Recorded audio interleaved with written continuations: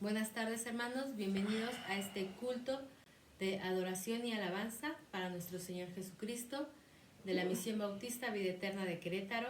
Les damos cordialmente la bienvenida en esta semana que es muy importante, ya que fue la última semana del ministerio terrenal de nuestro Señor Jesucristo. Le pedimos a nuestro Señor que nos dé entendimiento para poder escuchar la palabra que tiene en manos de nuestro pastor David Hernández. Y dice la palabra de Dios en el Salmo 24. De Jehová es la tierra y su plenitud, el mundo y en los que en él habitan. Porque él fundó sobre los mares y la firmó sobre los ríos. ¿Quién subirá el monte de Jehová? ¿Y quién estará en su lugar santo? El limpio de manos y puro de corazón, el que no ha elevado su alma en cosas vanas, ni jurado con engaño. Él recibirá bendición de Jehová y justicia de Dios de salvación. Tal es la generación de los que le buscan, de los que buscan tu rostro, oh Dios de Jacob. Alzad puertas vuestras cabezas, y alzaos vosotras puertas eternas, y entrará el Rey de Gloria. ¿Quién es el Rey de Gloria? Jehová, el fuerte y valiente, Jehová el poderoso en batalla. Alzad puertas vuestras cabezas, y alzaos vosotras puertas eternas, y entrará el Rey de Gloria. ¿Quién es este Rey de Gloria? Jehová de los ejércitos es el Rey de la vida.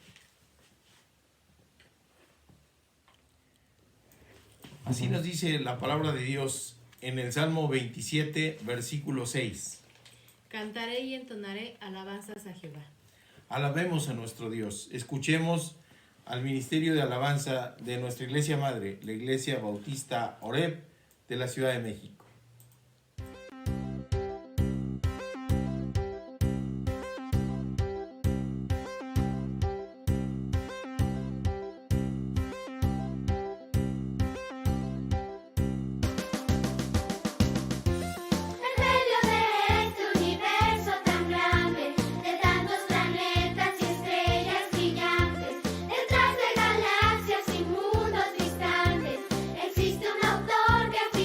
Con sus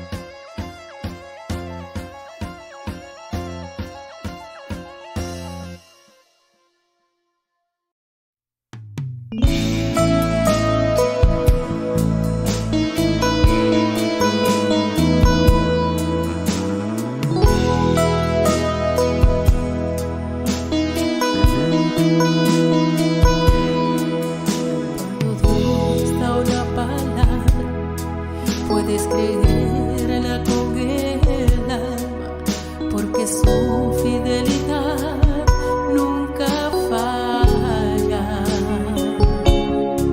porque Él no se limita ante humanas circunstancias, y si Él dijo que lo hará, así será. Mi trabajo es creer y caminar bajo la fe, y el de Dios será hacerlo. Él tiene todo el poder, porque Él no improvisa, Él siempre tiene un plan, y aunque los tiempos no se presten, con todo y eso Él lo hará.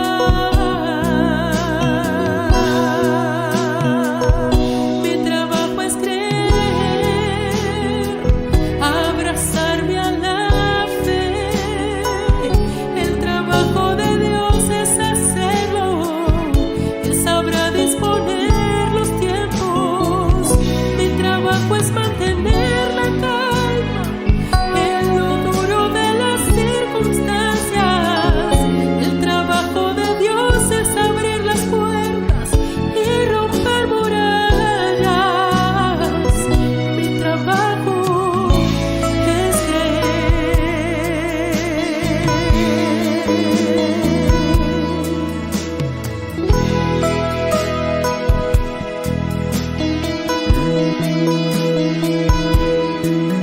Cuando Dios te está retando a creer en su palabra, a pesar de que en el hoy no ves nada, porque Él conoce todo lo que viene en el mañana, y si Él dijo que lo hará, así será. Mi trabajo es creer y caminar bajo la fe,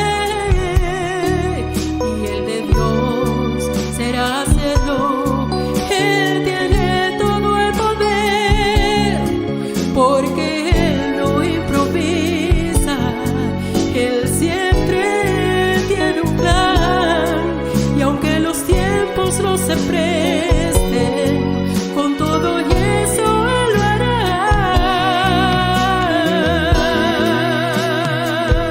Mi trabajo es creer, abrazarme a la fe. El trabajo de Dios es hacerlo. Él sabrá disponer los tiempos. Mi trabajo es mantener la calma en lo duro de las circunstancias. El trabajo de Dios es abrir las puertas y romper murallas. Mi trabajo es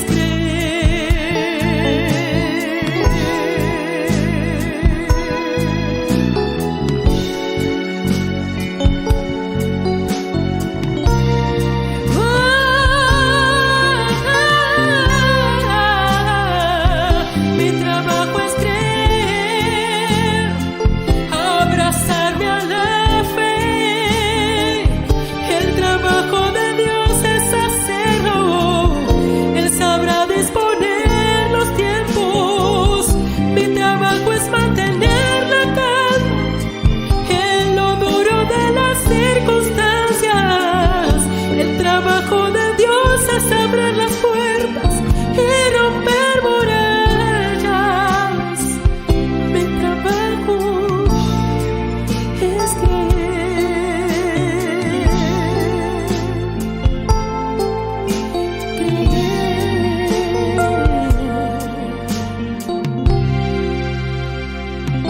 Mi trabajo es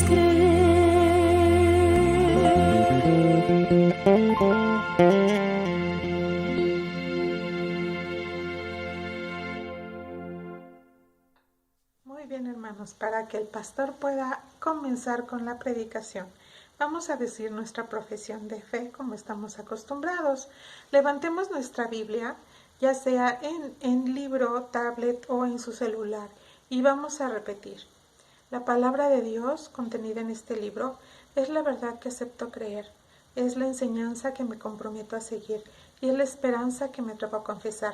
Nada me impide recibirla, nadie evitará que la haga parte de mi vida y por ningún motivo dejaré de proclamarla. Estoy aquí para leerla, oírla y vivirla diariamente. Amén. Mis queridos hermanos, hermanas, amigos, amigas, qué bueno que estén con nosotros. Es domingo 28 de marzo del 2021 y estamos en la serie de predicaciones sobre el Sermón del Monte. Hoy nos toca revisar lo que es el versículo 9 de Mateo 5, de las bienaventuranzas. Dice: bienaventurados los pacificadores, porque ellos serán llamados hijos de Dios. Así que preparémonos para recibir la palabra de Dios. Le pido a Dios que me use y que sea su voz la que se escuche. Padre bendito, gracias Señor, gracias por estar reunidos a través de estos medios que tú has provisto para que tu palabra se siga escuchando por todos lados, por todo el mundo, que siga actuante, Señor. Te pedimos que caiga en tierra fértil, Señor, que nos uses de la manera en que tú desees, Señor, para seguir proclamando tu evangelio, Señor. Que sea tu voz, que sea tu palabra la que se escuche la tarde de hoy. Te damos gracias en el nombre de Cristo Jesús. Muy bien, mis hermanos, el sermón de hoy se titula El que mete paz, saca más. Es un dicho popular, es un refrán que, traducido del lenguaje coloquial a la enseñanza práctica, que todos los dichos y refranes tienen, y que muchos dicen que es sabiduría popular, y en ocasiones pues sí estamos de acuerdo y en otras no, pero en este en específico vamos a utilizarlo de esa manera. Nos dice que si dos personas están peleando a golpes y alguien trata de separarlos, sale más golpeado que los peleoneros originales, y llega a ocurrir que hasta estos que se están peleando se olvidan del enojo entre sí y se ponen de acuerdo para aporrear al intruso, aquel que llegó a separarlos. Es lo que nos dice este refrán, dice que el que mete paz saca más. Bueno, digamos que ese es el significado mundano. El Señor Jesús de lo que nos habla ahora es precisamente del que es pacificador. Será llamado hijo de Dios. Que no hay galardón más grande que el de ser llamado hijo de Dios y visto como hijo de Dios, identificado como tal, que sin duda pues eso es sacar más. Pero ahora vamos a desarrollar esta idea.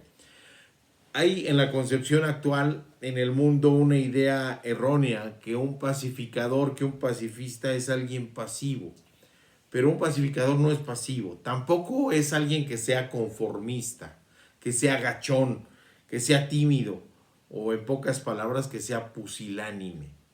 La Academia de la Lengua Española nos define a alguien pusilánime como alguien falto de ánimo y falto de valor para tomar decisiones o para afrontar situaciones comprometidas.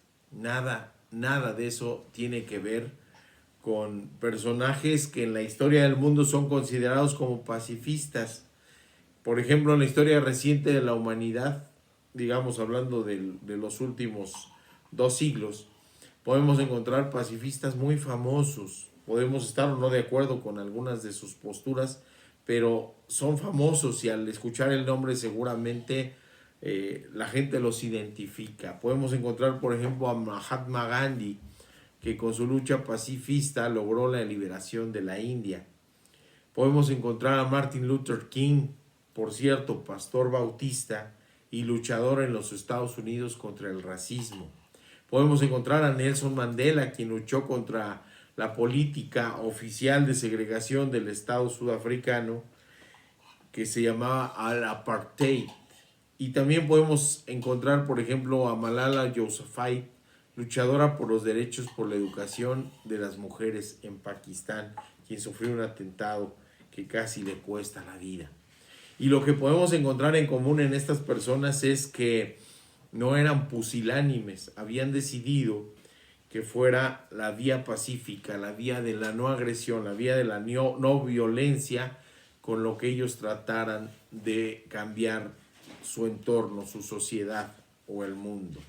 Entonces podemos reconocer que la lucha de ellos fue pacífica, que les costó golpes, que les costó encarcelamiento, que les costó heridas graves por arma de fuego, como en el caso de Malala, o incluso la muerte, como a Martin Luther King.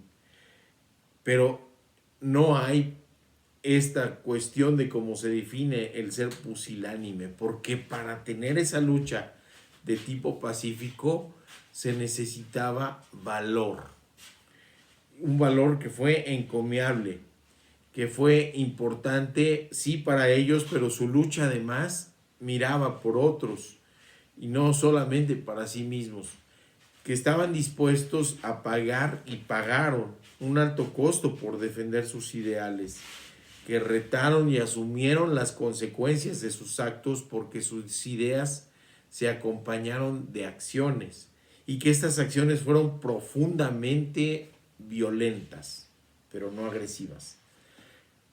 Es decir, me explico, no utilizando la violencia física, no utilizando las armas, pero sí violentando profundamente el estado de las cosas, es decir, lo que se le llama el status quo de las sociedades en las que actuaron. Nuestro Señor Jesucristo ha sido el más grande pacifista de la historia, lo cual no quiere decir que no haya asumido su ministerio, que fue profundamente revolucionario, profundamente transformador, y que violentó intensamente a la sociedad judía, al Imperio Romano y a todo el mundo conocido antes, que asumió las consecuencias de la reacción que generaba su acción y de los que se sintieron violentados. Lo mismo el Sanedrín, que los escribas, que los fariseos, que el gobernador romano e incluso del grupo de los celotes que esperaban un Mesías político y militar y que criticaban a Jesús por no asumir un liderazgo de estas características. El mensaje de nuestro Señor, si bien fue un mensaje pacifista, no dejó de ser un mensaje enérgico que confrontaba a las personas principalmente con su propio pecado.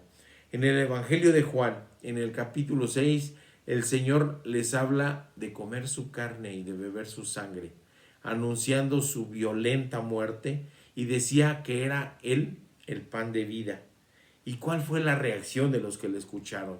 No solo de los oyentes ocasionales, no solo de los que se habían reunido para escucharlo en esa ocasión, no, de los mismos discípulos, de la misma gente que caminaba con Él, de la misma gente que le acompañaba. Esta palabra dura le violentó, y es la respuesta de ellos, la tenemos en Juan 6, 60 y 61. Dicen, al oírlas muchos de sus discípulos dijeron, dura es esta palabra, ¿quién la puede oír? Sabiendo Jesús en sí mismo que sus discípulos murmuraban esto, les dijo, ¿esto os ofende? Y es que saben el porqué de esta reacción, y con esto cerramos esta introducción. La cerramos con otro dicho popular que dice así: la mentira y la verdad no pueden vivir en paz. Y el Señor es la verdad. Y el pecado y el príncipe de este mundo son la mentira. Por eso es que escuchar, o en este caso ahora nosotros, leer de Jesús, permite darnos cuenta que sus palabras instan, que sus palabras exhortan, que sus palabras empujan, que sus palabras arrastran, y que no podemos permanecer indiferentes hacia la palabra de Dios. No podemos permanecer igual que si no hubiéramos escuchado nada, porque son palabras que llegan al corazón de las personas. Así que son palabras pacifistas, pero pueden violentar nuestro sistema de ver las cosas, nuestra cosmovisión. Vamos a la primera enseñanza. Esto era solamente la introducción. ¿Qué significa entonces ser pacifista? ¿A qué se refería nuestro Señor en esta bienaventuranza? Dice, podemos ver entonces que un pacifista no es un conformista. Un pacifista no es un conservador tampoco que quiere que todo siga igual. Un pacifista tampoco es alguien miedoso ni cobarde. Un pacifista tampoco es alguien falto de ánimo. Un pacifista tampoco es aquel que teniendo el ánimo y la intención se queda allí y permanece pasivo. Es decir, un pacifista no es un pusilánime. En cambio, sí es alguien que se puede indignar con la injusticia, que no permanece indiferente, sino que actúa y para ello decide utilizar los medios no violentos, la fuerza de las ideas y la fuerza de la palabra. Y cuando esa fuerza y esas palabras vienen de Dios, se convierte en un maremoto, en esa fuerza del mar que después de estar en calma, es una fuerza a la que no hay ninguna estructura que le pueda resistir. Porque después de su paso y su llegada, ya nada permanece igual. El término pacificador es un adjetivo griego, eirenópoios, que a su vez precede de dos palabras, que es airene, que es paz, y poileo, hacer. Por tanto, significa, un pacificador es un hacedor de la paz. Lo interesante de eso es que no significa alguien que ocasionalmente actúa de esta forma, sino que es alguien que permanentemente hace la paz. Es alguien que vuelve esto un estilo de vida. Es alguien que busca la paz de manera cotidiana. Que cuando se pierde la paz hace lo necesario para que se restablezca. Que no propicia la agresión física. Que busca que todo lo que haga sea en beneficio de otros, es más de todos, él mismo incluido, pero no solo él, porque si no sería egoísta. Y principalmente entonces de los otros. Así que la paz de Dios significa no solo la ausencia de problemas, ni la ausencia de males y de dificultades. La paz de Dios significa también regocijarse con la presencia del bien mayor. Porque no hay otro bien mayor que estar a los pies de Cristo. Regocijarse por la presencia de Dios en el corazón de las personas. Regocijarse porque Dios actúe. Regocijarse porque Dios mande en su propia vida. En eso implica el bien mayor. Y además, quiere que ese bien mayor sea para todos.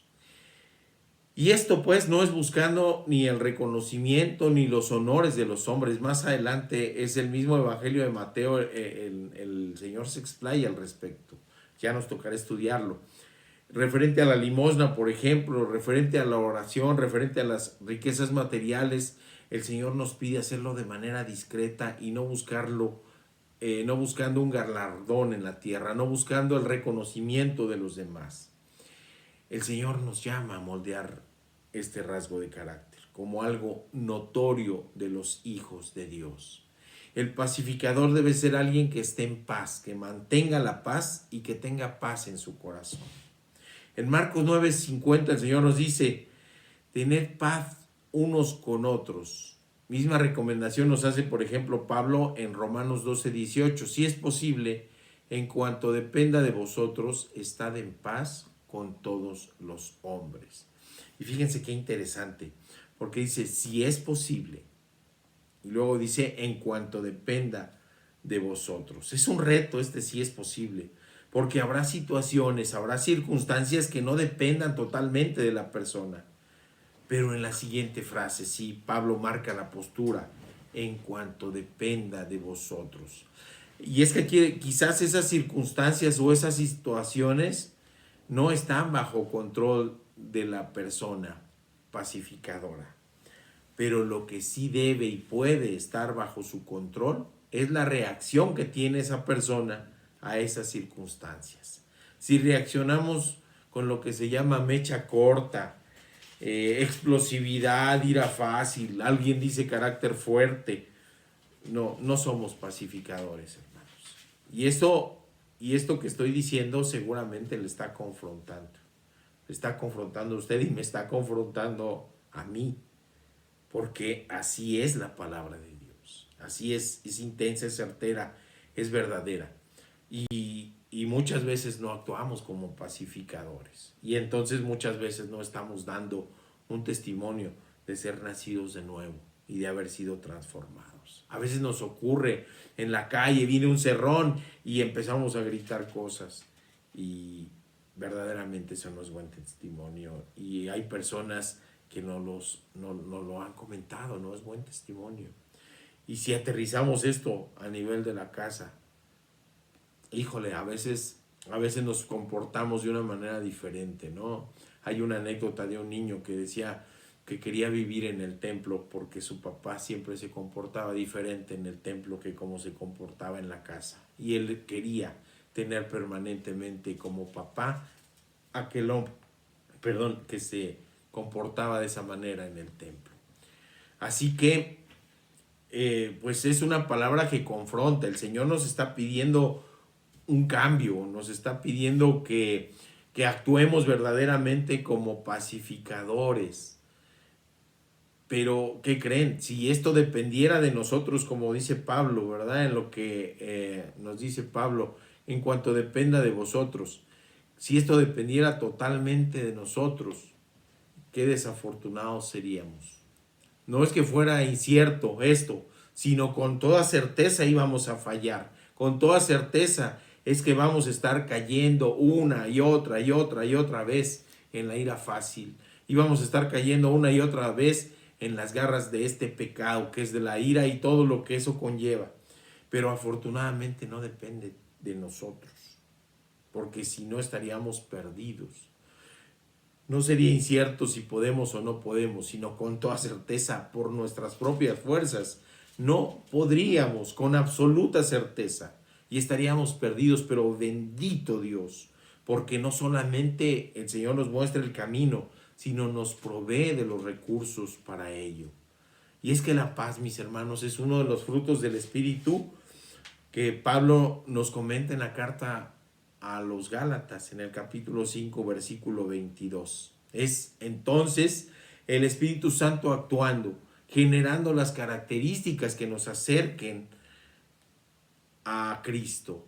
Y así también nos muestra el mismo Pablo cómo comportarse de otra manera no es un fruto del Espíritu Santo, sino es un fruto de la carne. Todas las reacciones relacionadas con la violencia y las agresiones nos las pone Pablo en los versículos 20 y 21 también de Gálatas. Y nos dice, como frutos de la carne, enemistades, pleitos, iras, contiendas, disensiones y la parte más grande, mayor, los homicidios. Todo esto es fruto de la carne y todo esto hemos sido esclavos del pecado y de la carne y el Señor es quien nos puede liberar de esto. Hay una historia muy enriquecedora y muy ilustrativa de esto, de lo que es ser pacificador en el Antiguo Testamento. Una historia de una persona pacificadora. Lo encontramos en la primera de Samuel, capítulo 25. Y lo relato, no lo leo, es largo. David ha dado protección y alimento a los esquiladores de un hombre llamado Nabal, que quiere decir insensato. Y este hombre llevaba en su nombre la manera de ser, como acostumbraban los judíos. Ha muerto Samuel, todo Israel llora y David y sus hombres van al desierto de Parán.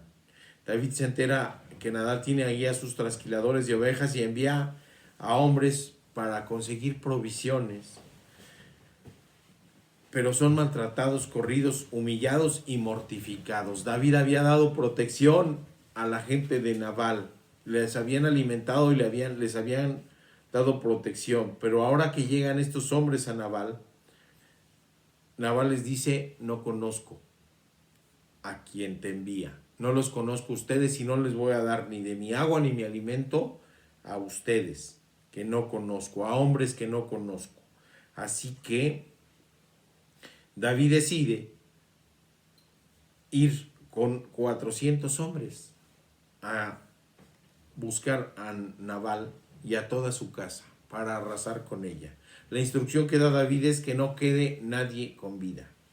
Pero la mujer de Nabal se entera de esto por unos criados que le avisan. Esta mujer de nombre Abigail, descrita como una mujer de buen entendimiento y hermosa apariencia, es avisada por los criados, y así que toma 200 panes, 2 cueros de vino, 5 ovejas guisadas, 5 medidas de grano tostado, 100 racimos de uvas pasas y 200 panes de higos secos, y lo carga en asnos y sale a encontrarse con David y parar la venganza planeada, salvar su vida, salvar la vida de sus siervos e incluso la de su insensato marido. Debemos recordar que en ese tiempo prácticamente no había un diálogo entre una mujer y un hombre cuando estos no se conocían. Así que se necesitaba valor. Se necesitaba valor para salir y encontrarse con David y los 400 hombres armados que iban a arrasar a su casa. Y se necesitaba humildad para suplicar el perdón. Y así esta mujer, Abigail, cuando ve a David, se postra y le convence de que fue algo insensato y que les perdone la vida. David da gracias a Dios por la acción de Abigail y les perdona la vida. Ella regresa y se espera hasta el día siguiente, ya que se le bajó la borrachera a este hombre, a Nabal, y le cuenta y le dice: ¿qué crees? Lo que hice ayer acaba de salvar tu vida. Para variar, estaba alcoholizado. 10 días después, Nabal muere de otra circunstancia. Y David entonces, al enterarse de esto, da gracias porque Dios tomó la venganza en sus manos y no permitió que sus manos se mancharan fuera de una batalla. Y finalmente, David toma a Abigail como su esposa, ya viuda. Esta mujer entonces no fue pusilánime, actuó, evitó el derramamiento de sangre, evitó la violencia, mostró un buen entendimiento y fue una pacifista porque se dejó usar por Dios. Calmó la irritación con palabras bondadosas, llena de sabiduría, de amor, de temor de Dios, y pide perdón, como si ella fuera la que hubiera ofendido. Fue su marido, pero ella dice: perdón, perdón. Solicita el perdón de David para salvar su vida. Lleva en su boca una palabra bondadosa, lleva en su boca una palabra llena de paz y llena de gracia celestial. Y esas palabras pacificadoras fueron más efectivas que todo un ejército para convencer a David. Nos damos una idea cómo es un pacificador. Vamos a la segunda enseñanza. ¿Qué significa que por ser pacifista se es identificado como hijo de Dios? Un pacifista que será identificado como hijo de Dios tiene una vida consagrada a servir a Dios, a dar consuelo y paz, a actuar con pureza, a actuar con pertinencia, a actuar con sencillez, el deseo de servir con amor fraterno y desinteresado, el deseo de ser luz y sal y de que todo el honor y toda la gloria no sea para él, sino para Dios. Y entonces, con absoluta humildad, esta bienaventuranza es muy contundente y clara. Para ser llamado hijo de Dios hay que ser pacifista. Este mundo ha estado permanentemente en guerra. Piense usted en este momento cuántos conflictos bélicos hay en este momento, que aparentemente es un momento de calma. Está Yemen, está Siria, está Afganistán todavía en esta lucha entre los fundamentalistas y el resto de las personas. Y seguramente hay muchísimos conflictos en todos lados. No ha habido un momento en donde haya paz en toda la tierra para toda la humanidad. La historia de la humanidad entonces es una historia de belicismo, de confrontaciones violentas, de muerte, de dolor. En el contexto histórico en el que el Señor pronuncia este sermón, su pueblo estaba sometido por la tiranía del Imperio Romano. Los judíos, si bien podían ejercer su religión y cierta libertad en su organización política, estaban sometidos a grandes tributos, a impuestos, había hambre, había represión, había muerte, había dolor, había rencor, había odio y había un cierto orgullo nacional de los judíos mancillado, pisoteado. Así que esperaban un Mesías político y militar, que les quitara el yugo romano y que a través de las armas les diera no solo la libertad, sino también la estabilidad. Así que este discurso, el llamado Sermón del Monte, irrumpe con fuerza y manifestando que nada estaba bien, es cierto, no solo en lo económico, en lo político, en lo social, sino también en las cuestiones religiosas y espirituales, porque más que dar consuelo, en ese momento se había creado un pesado entramado reglamentario y el sistema sacrificial se había convertido en un yugo adicional para el pueblo hebreo. Así que su discurso era intenso y revolucionario, un discurso que violentó a los defensores del status quo, pero a la vez mostraba que hay otros caminos, como el amor al prójimo, el camino de la misericordia, el camino de la piedad. Daba consuelo y daba esperanza a los desposeídos, y así lo mencionaba refiriéndose a Jesús siglos atrás el profeta Isaías. Isaías 11 del 1 al 4 nos dice: saldrá una vara del tronco de Isaí y un vástago retoñará de sus raíces.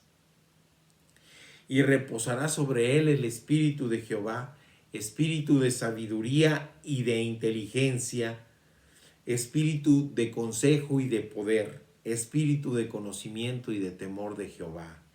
Y le hará entender diligentemente en el temor de Jehová. No juzgará según la vista de sus ojos, ni argüirá por lo que oigan sus oídos, sino que juzgará con justicia a los pobres y argüirá con equidad por los mansos de la tierra. Y herirá la tierra con la vara de su boca y con el espíritu de sus labios matará al impío.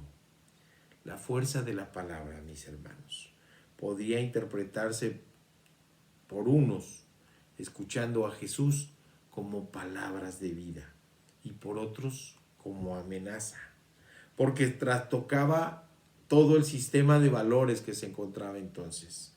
Cuando hablaba ocurría lo que nos dicen Nahum 1:5: los montes tiemblan delante de él y los collados se derriten, la tierra se conmueve a su presencia y el mundo y todos los que él habitan.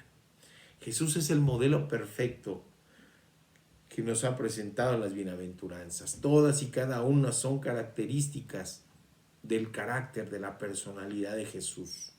Son características que debe tener entonces también el ciudadano del reino de Dios. El pacificador identificado como hijo de Dios es un conciliador y un reconciliador. Y ahora me explico. El hombre alejado de Dios por el pecado, demasiado pequeño e ineficaz el ser humano para pagar por el pecado, por la majestuosidad y la gloria del agraviado. Cuando nosotros pecamos, a quien agraviamos es a Dios, y no podemos acercarnos siquiera al perdón porque por nuestra pequeñez. Dios es santo, santo, santo, glorioso, inmenso, eterno, y nosotros, como dice una canción del pastor Elí, somos polvo en la galaxia. Somos demasiado pequeños e ineficaces para pagar por nuestro propio pecado. Así que se necesitaba, para obtener el perdón, ese pago de pecado por alguien que fuera igualmente majestuoso y glorioso. Y por eso es que Jesús se encarna. Solamente Él podía dar un pago apropiado al agraviado. Dios mismo pagando también por el pecado de los demás. Porque con su muerte en la cruz lo que propicia es esa reconciliación con el Padre. Nos dice en la versión Reina Valera actualizada 2015, en la carta de Pablo a los Efesios, capítulo 2, versículos 13 al 18, dice: pero ahora, pero ahora en Cristo Jesús, ustedes que en otro tiempo estaban lejos, han sido acercados por la sangre de Cristo, porque Él es nuestra paz, quien de ambos nos hizo uno, refiriéndose a los pueblos judío y los gentiles.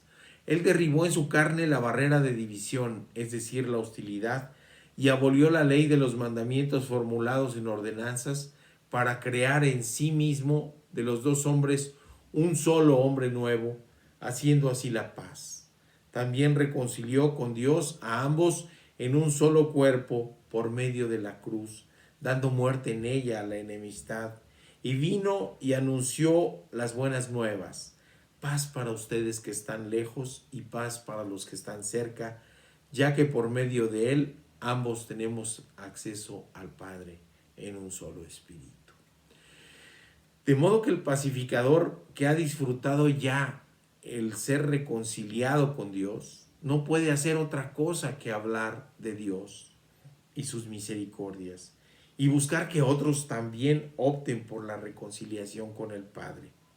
Así que es posible entonces identificar a los seguidores de Cristo, aquellos que van adquiriendo el carácter de Cristo, aquellos que son nacidos en este mundo pero que no son de este mundo, que no somos de este mundo, los ciudadanos del reino de Dios. Nos pasamos hablando de nuestro Rey y nuestro soberano, porque nos dice nuestro Señor Jesucristo también en Mateo 12:34, de la abundancia del corazón habla la boca. ¿Qué hay en su corazón? ¿De qué habla su boca? ¿De qué está llena su vida, su mente, su corazón? Porque de eso es de lo que habla su boca. Hoy se conmemora el domingo de entrada triunfal, en donde el Señor entra a Jerusalén. Ya le querían matar los defensores de las estructuras de aquel entonces, el Sanedrín, los escribas, los fariseos, los saduceos se sentían incómodos por esa palabra, como nos dicen aún, que hacía temblar a los que escuchaban.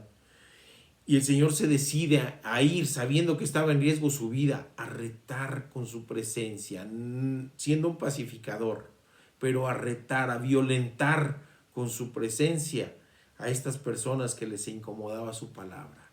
Y decide entrar como un rey de paz, como dice Zacarías, montado en un burrito, en un borrico, en un burrito joven, en un pollino. Decide entrar y allí es recibido por miles de personas que le aclaman, que le dicen: bendito el que viene en el nombre del Señor. Y esto violenta profundamente a las personas que lo ven. Y el Señor les dice: si estos callaran, las piedras hablarían, porque de la abundancia del corazón habla la boca, nos dice el Señor. Vamos a la tercera enseñanza. La tercera enseñanza que nos dice por qué somos benditos, por qué el Señor nos da la bienaventuranza de ser identificados como hijos de Dios. Nuestro Señor Jesús tenía certeza que ser llamado hijo de Dios o identificado como tal era una bendición, una dicha, un gozo. Todo lo que significa ser macarios, es decir, bendecido, dichoso, feliz. Todo eso sería para aquellos que son identificados como hijos de Dios. Pero nos dice también otro dicho popular: no todo iba a ser miel sobre hojuelas. Y el Señor también lo sabía. Muchos de sus seguidores serían perseguidos, torturados y asesinados. Y es que el galardón, al igual que este reino, no es de este mundo. Por eso Pablo se refiere a esta hermosa bendición y también a un mandato de que busquemos la reconciliación con Dios de los demás. Nos dice 2 Corintios 5, 18 al 20. Todo esto proviene de Dios, quien nos reconcilió consigo mismo por medio de Cristo y nos ha dado el ministerio de la reconciliación, que Dios estaba en Cristo reconciliando al mundo consigo mismo, no tomándoles en cuenta sus transgresiones y encomendándonos a nosotros la palabra de la reconciliación. Así que somos embajadores de Cristo Y como Dios los exhorta por medio nuestro, les rogamos en nombre de Cristo, reconcíliense con Dios. Qué hermoso cuando Pablo nos dice en esta versión el ministerio de la reconciliación. Es decir, transfórmense en pacificadores, transfórmense en hacedores de paz. O como nos dice Pedro también en la primera carta de Pedro, capítulo 2, versículo 9. Ustedes son linaje escogido, real sacerdocio, nación santa, pueblo adquirido para que anuncien las virtudes de aquel que los ha llamado de las tinieblas a la luz admirable. Y la tarea entonces, mis hermanos, mis amigos, la tarea es de todos los nacidos de nuevo. En el Antiguo Testamento había una clase sacerdotal elegida por Dios, pero con Cristo hay ya un sumo sacerdote limpio y sin pecado, y un solo sacrificio, él mismo, por una vez y para siempre, nos dice Hebreos 4, 14, 16. Así que ya no es necesaria esta clase sacerdotal específica y apartada. La labor es de todos. También la labor de mediador.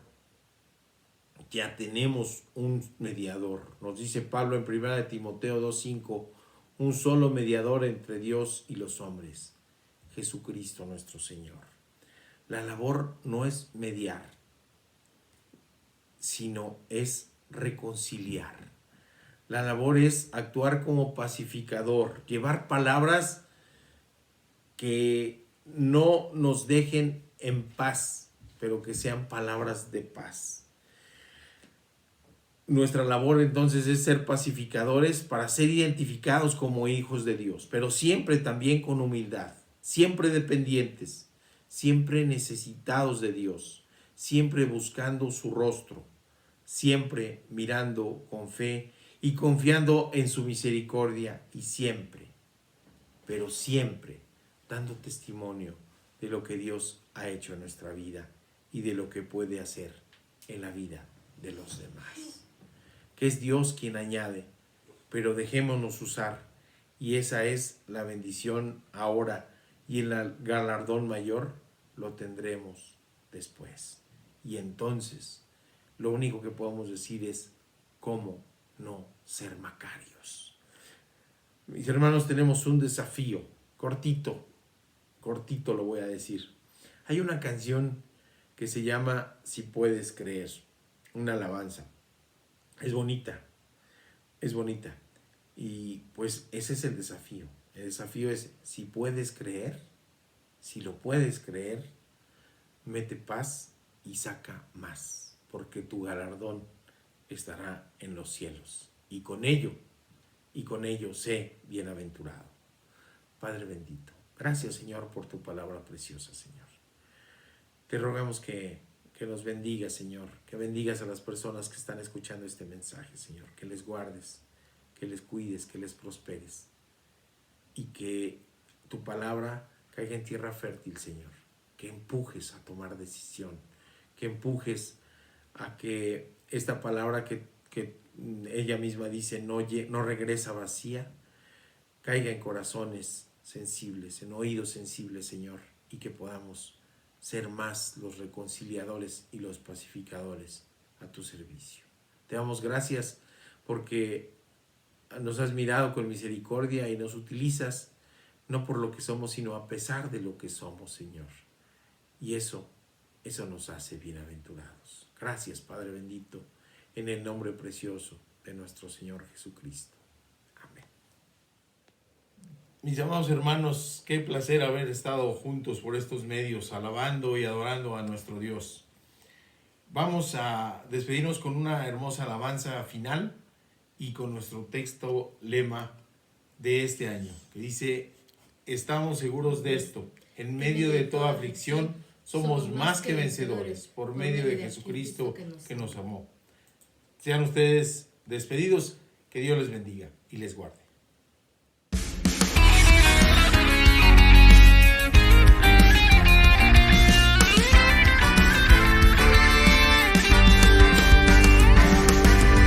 Tengo fe en que el sol saldrá mañana en mi ventana su luz florecerá. Tengo fe en que otra vez la luna tendrá la fortuna de hacerme enamorar. Y creo en el amigo y el hermano que me tiende en su mano de verdad. Creo que se puede andar sobre las aguas si se tiene alguien de quien seguir en pos. Y creo que se puede ver con los ojos cerrados si se tiene abierto el corazón. Y creo que se puede andar sobre las aguas si se tiene alguien de quien seguir en pos.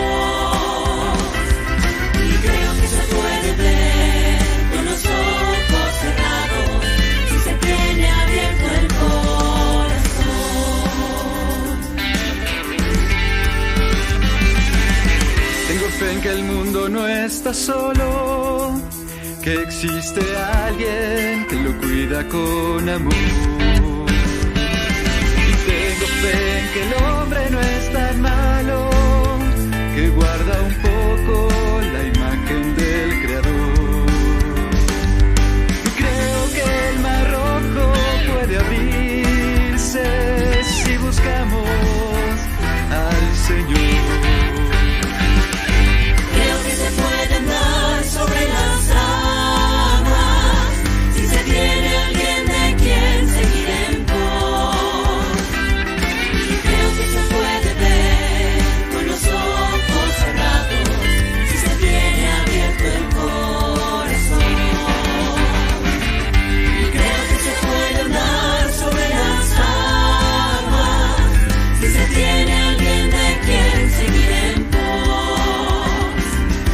Creo que se puede ver con los ojos cerrados si se tiene abierto el corazón. Si se tiene abierto